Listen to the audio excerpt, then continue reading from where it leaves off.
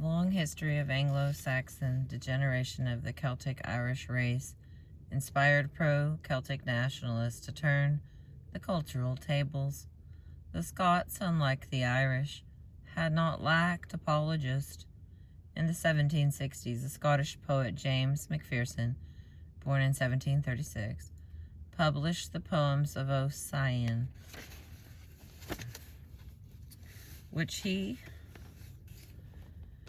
claimed to be the work of Ossian, a 3rd century Celtic bard. Macpherson professed to have discovered and translated this ancient work, but when Samuel Johnson challenged his authenticity, Macpherson could not produce his originals. Poems of Ossian is now considered one of British literature's greatest frauds. Robert Burns, born in 1759, in contrast, remains Scotland's national poet. Burns published poems titled chiefly in the Scottish dialect in 1786. In first of a spate of well-loved and endearing works in dialect. Although Walter Scott, born in 1771, is now better known for the Saxon-Norman racial thesis, antithesis, and synthesis of his 1819 novel, Ivanhoe. His publishing career began in 1802 through 1803 with a collection of ballads titled The Minstrelsy of the Scottish Border, and carried on with a series of novels and poems set in Scotland. Alright, now we're going to continue. While Ireland's political struggle for independence from Britain delayed an Irish dimension of the Celtic literary revival until late in the 19th century, political Irish nationalism had flourished long before the struggle for Irish independence succeeded in 1921. Irish nationalists could turn Saxon chauvinism inside out in ways similar to those of abolitionists, like David Walker. In 1839, Daniel O'Connell won over American abolitionists' heart with a scathing condemnation of American imperialism. Abolitionists advocated peace, as expansionists were lusting after a seizure of Mexican territory. Here's someone's quote. "There are your Anglo-Saxon race, your British blood, your civilizers of the world, the vilest and most lawless of races. There is a gang for you. The civilizers, forsooth, of the world." For O'Connell, Anglo-Saxons were nothing but natural-born thieves. At the same time, two non-Irish literatures had laid a basis for the study of Celtic literature. In the mid-19th century, the French philosopher Ernest Renan, born in 1823, and the English cultural critic and poet Matthew Arnold, born in 1822, offered admiring portraits of the mystic, romantic, and doomed Celtic race in Poetry of the Celtic Races from 1854. 1854. And on the study of Celtic literature from 1866. Renan was a highly respected philosopher of religion. Arnold, one of Britain's leading poets and literary critics. Their works, both very mixed blessings, were evidently meant to be affectionate. But in praising the Irish closeness to nature as a salutary counterweight to Anglo-Saxon and to Teutonic modernity,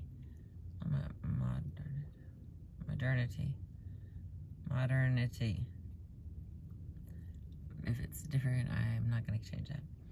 Renan and Arnold reduced them into dumb, pathetic natives. Witness Renan. Originally from Brittany, France's self-proclaimed Celtic homeland, Renan fondly cites the natural Christianity of that gentle little race, the Celts. The Teutons, in contrast, only received Christianity tardily and in spite of themselves, by scheming or by force, after a sanguinary resistance and with terrible throes.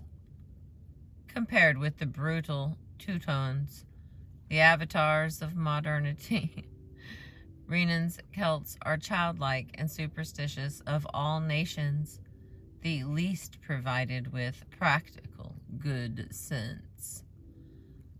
In the face of the onrushing, mechanized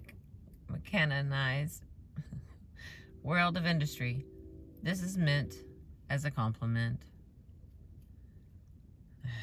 I don't want to read it again. We'll just have to rewind that one together. Arnold's portrait drips with similar presumption, claiming distant connection to Celts through his mother, yet identifying himself firmly as Saxon. Arnold sets the racial characteristics of Saxon English in opposition to those of the Celtic Irish, because balance, measure, and patience are ever required for success, even when a race has the most fortunate temperament to start with. The Celtic Irish are doomed, for balance, measure, and patience are just what the Celt has never had. Arnold extended Celtic incapacity even further. Here's some more of his brilliance. And as in material civilization, he has been ineffectual even further. Oh, wait a minute. And as in material civilization, he has been ineffectual, so has the Celts been ineffectual in politics. In fact, Arnold serenely predicts failure for the race. Here's some more of his quotes. For ages and ages, the world has been constantly slipping ever more and more out of the Celts' grasp. They went forth to war. Ossian says most truly, but they always fell.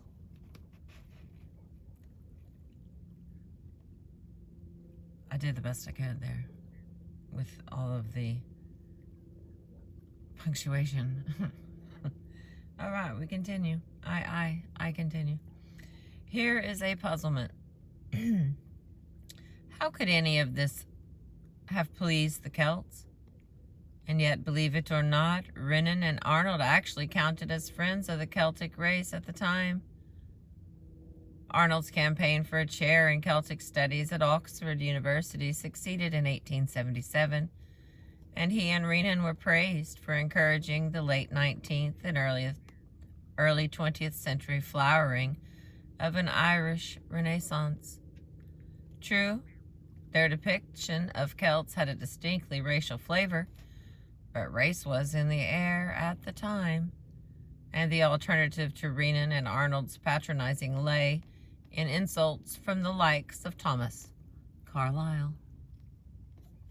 Defenders of the Celtic Irish race replied to English Saxon chauvinism with an older and more Christian version of their racial history.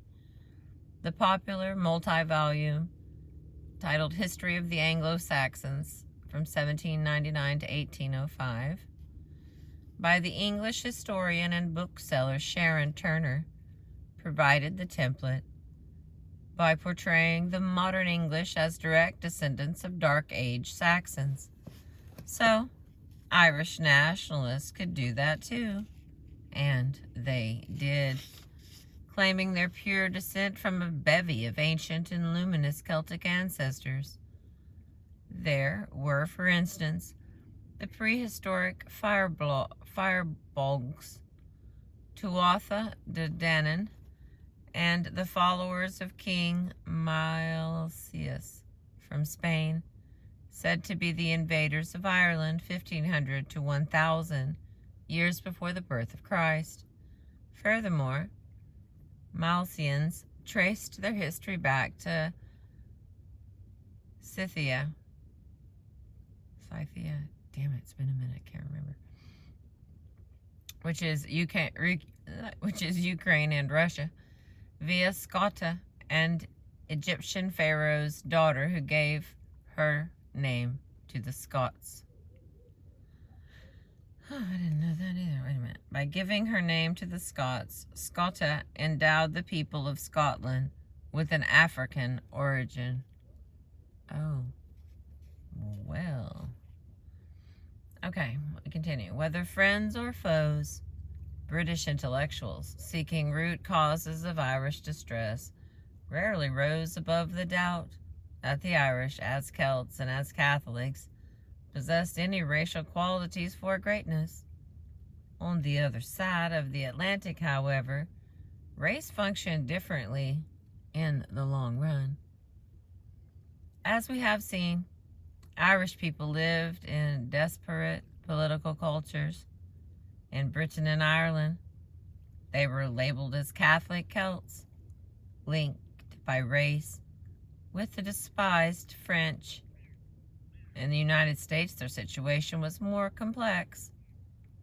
In Britain and Ireland, religion carried far more weight than in the United States.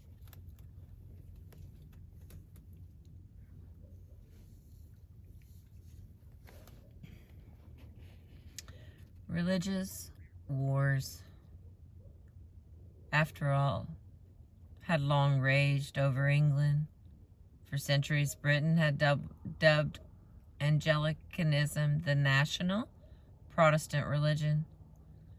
In the United States, no sect enjoyed constitutional recognition. The United States also lacked a long history of antagonism and entanglement with Catholic France. No wars had been fought over religion in North America, and no long history implanted religious identity at the root of American national consciousness. So while an aversion to Catholicism and Catholics was hardly a trivial facet of American life and could flare up in deadly violence, it never defined American identity over the long haul.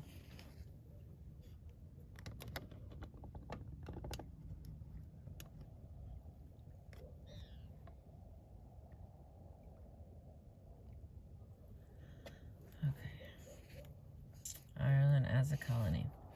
And then there was the ugly history of British colonialism and Ireland's situation as a colony. England was, first and foremost, a colonial power.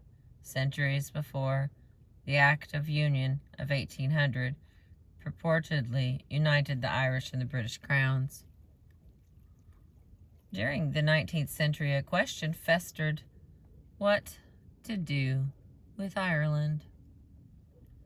The firm assumption that the Irish were unfit for self-government often dominated domestic politics. The United States had black people and slavery to contend with, issues so huge that they blunted anti-Irish sentiment as a source of political conflict, but not before a decade of turmoil. As we have already noted, the 1840s were a tense time in the United States, an era of rising nativism.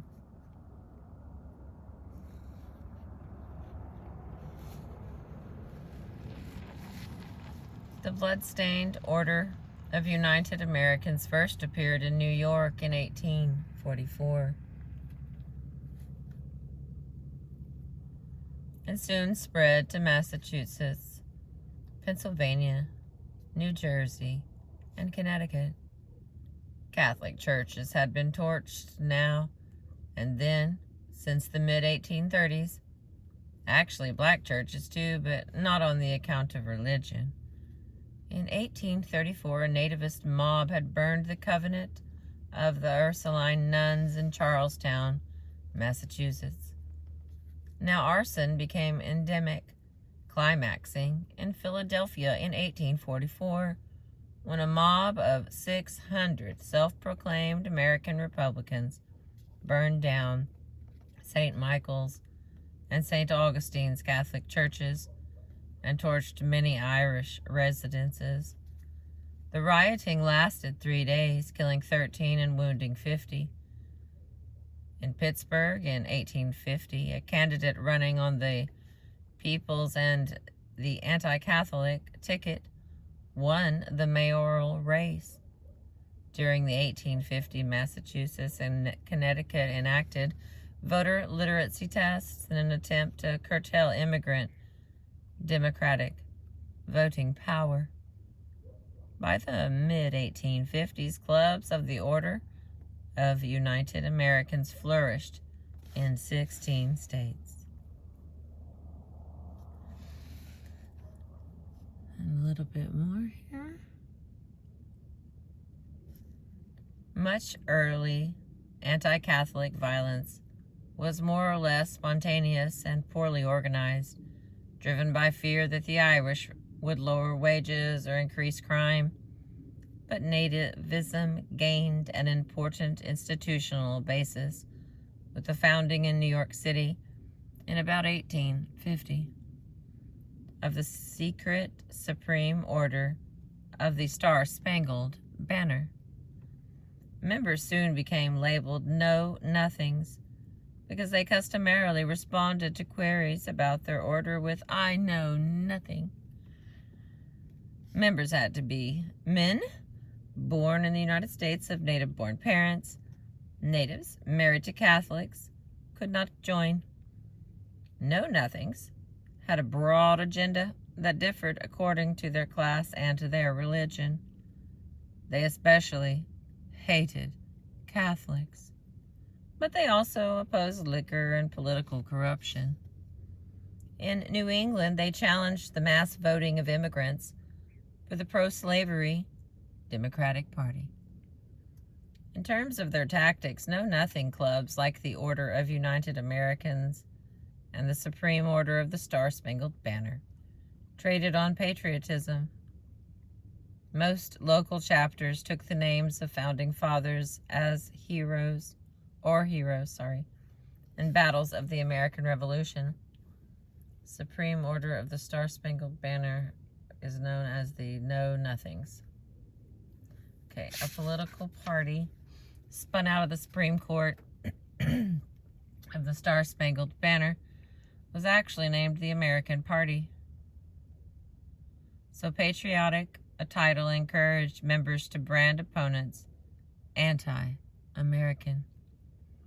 In the Midwest, for instance, where Germans had settled and voted in large numbers, refugees from the European revolutions of 1848 almost automatically seemed anti-American on account of their suspected radicalism.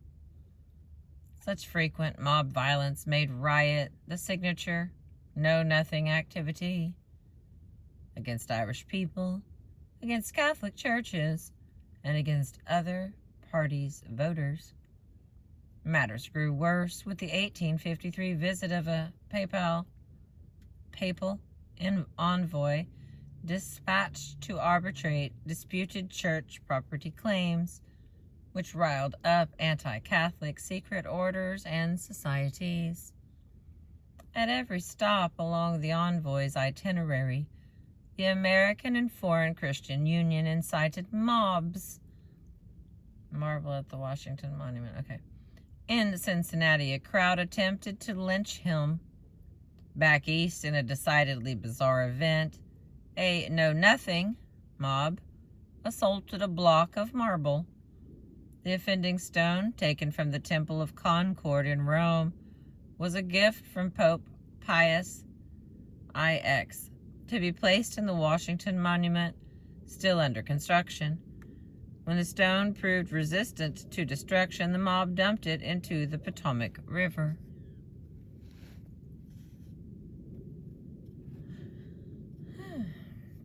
In 1854, a mob in Ellsworth, Maine, tarred and feathered a Catholic priest before nearly burning him to death.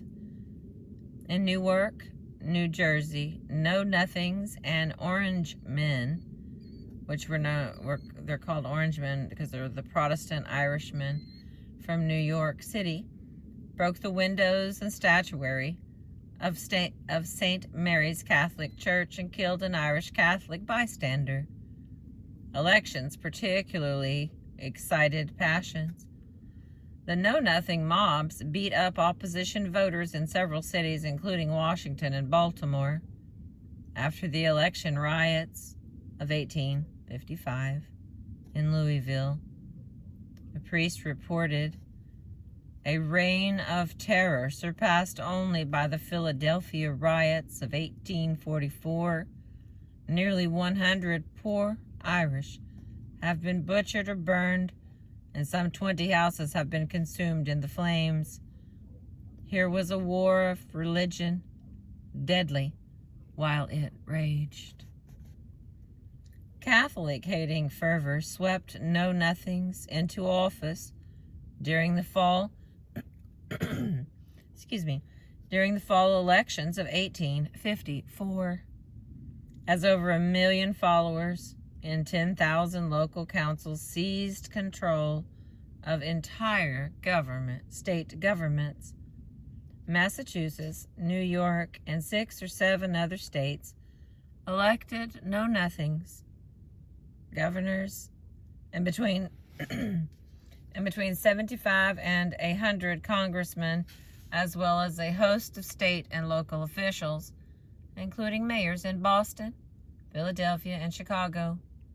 Numbers vary owing to the difficulty of determining just who should be counted as a Know-Nothing. The movement went by an abundance of organized names. The future President Rutherford B. Hayes was moved to exclaim, "How people do hate Catholics." On assuming power, Know-Nothings pushed a variety of measures, opposing political corruption and promoting temperance. The Catholic immigrants remained the primary target.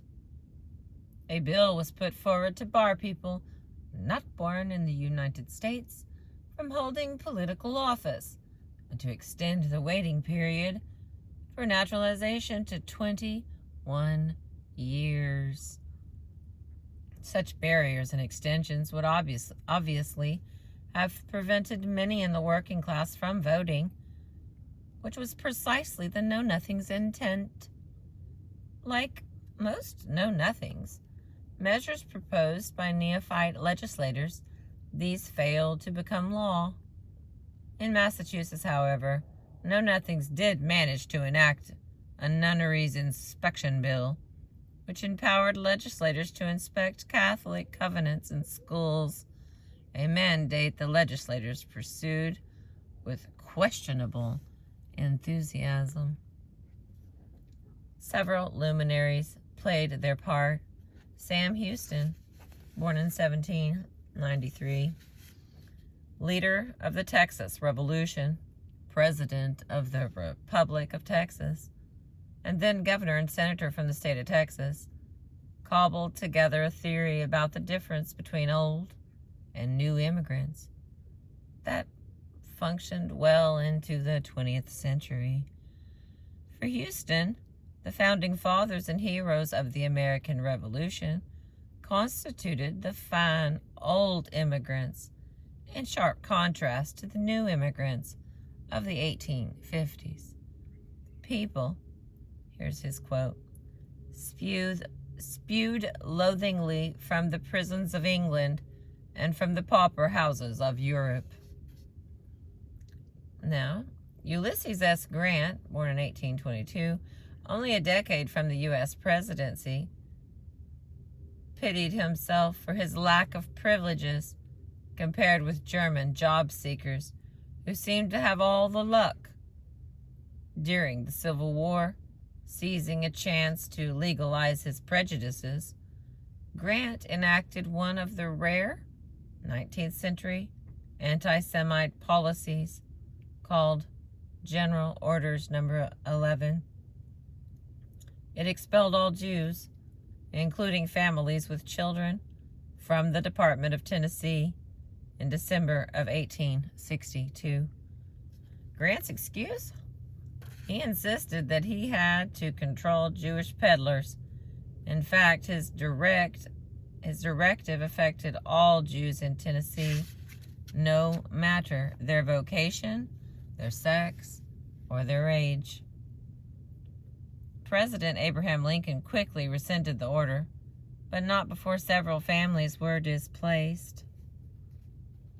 In the South, Know-Nothings also did well in the mid-1850s elections. An Alabama Know-Nothing congressman spoke for many when he declaimed, "I do not want the vermin-covered convicts of the European continent. I do not want those swarms of paupers with pestilence in their skins and famine in their throats to consume the bread of the native poor. Charity begins at home. Charity forbids the coming of these groanings, limping vampires." This kind of proclamation played as well in the South with its few immigrants as in the North with its many. This is the last paragraph of chapter 9. Eventually, as we know, fundamental political tensions destroyed Know-Nothingism as slavery. The elephant in the American living room bumped about more aggressively. In 1855, the question of slavery in the Nebraska Territory set Southern Know-Nothings on the side, demanding explicit safeguards for slavery, and Northerners on the other, refusing to go along. Once the slavery issue split the Know-Nothings movement along sectional lines, the newly founded Republican Party picked up Northern Know-Nothings, unwilling to bow to Southern devotion to slavery. In the South, Know-Nothings rejoined or ceded to Democrats. The split did not signal the definitive end of nativism. For instance, the Know-Nothing candidate for president in 1856, the former Whig president Millard Fillmore, polled some 800,000 votes, or over 1/5 of those cast nationwide. Although he carried only the state of Maryland, Democrats elected James Buchanan of Pennsylvania, their last successful presidential candidate until the 1884 election of Grover Cleveland. Slowly, the worst violence associated with Catholic hating in the United States ended. But poor Irish Catholics remained a race apart. Celts at the same time, 9/10 of African Americans remained enslaved, and they were not only abused as an inferior race, they were seldom counted as Americans. Towering over the notion of two inferior races, Celts and Africans, the figure of the Saxon monopolized the identity of the American, but at least the Celts had their whiteness. Alright, that is the end of that. Thank you for being with me and letting me read to you today. We'll continue with more information about Crystal's love of white sugar. Thank you for being with me.